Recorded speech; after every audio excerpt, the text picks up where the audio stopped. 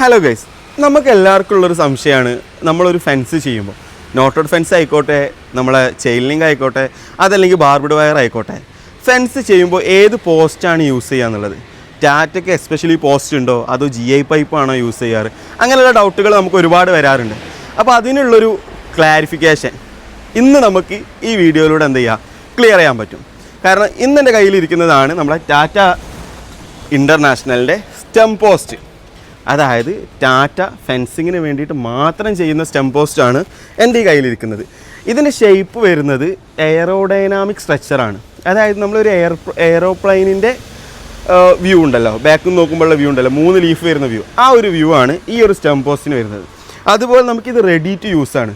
നമ്മൾ GI pipe എടുത്തു കഴിഞ്ഞാൽ എന്ത് ചെയ്യണം, നമ്മൾ അളവിനനുസരിച്ച് കട്ട് ചെയ്യണം, താഴെ എന്ത് ചെയ്യണം, റാഡ് വെൽഡ് ചെയ്ത് വെക്കണം, അങ്ങനത്തെ ഒരുപാട് ഇഷ്യൂസ് വരും. ഇനി അതല്ല നമ്മൾ കോൺക്രീറ്റ് പോസ്റ്റിലേക്ക് പോവുകയാണെങ്കിൽ ഏകദേശം 2 വർഷം മാക്സിമം കോൺക്രീറ്റ് പോസ്റ്റിൻ്റെ ലൈഫ് ഉണ്ടാവും. പിന്നെ നുരുമ്പിച്ച് പോകാനും പൊടിഞ്ഞു പോകാനൊക്കെ തുടങ്ങും. പക്ഷേ ഇതങ്ങനെയല്ല, ഇത് റെഡി ടു യൂസ് ആണ്. നമുക്ക് കാണാൻ താഴെ നമുക്ക് എന്ത് വരുന്നുണ്ട്, ഒരു റാഡ് നമ്മൾ വെൽഡ് ചെയ്ത് വെച്ച റാഡ് വരുന്നുണ്ട്. അതുപോലെ നിങ്ങൾക്ക് കാണാൻ പറ്റും ഇതിൽ ത്രൂ ഔട്ട് എന്ത് വരുന്നുണ്ട്, ഹോൾസ് വരുന്നുണ്ട്. അപ്പോൾ നമുക്കിത് എന്ത് ചെയ്യാം, സിമ്പിളായിട്ട് റെഡി ടു യൂസ് ആണ്. പെട്ടെന്ന് തന്നെ നമുക്ക് എന്ത് ചെയ്യാൻ പറ്റും, സൈറ്റിൽ കൊണ്ടുപോയിട്ട് യൂസ് ചെയ്യാൻ പറ്റും. ഇതിൻ്റെ മറ്റൊരു പ്രത്യേകത എന്താണെന്ന് വെച്ചിട്ടുണ്ടെങ്കിൽ, നമ്മളൊരു കോൺക്രീറ്റ് പോസ്റ്റ് എടുക്കുമ്പോൾ ഏകദേശം 10-30 കിലോനോളം ഒരു പോസ്റ്റ് വരും.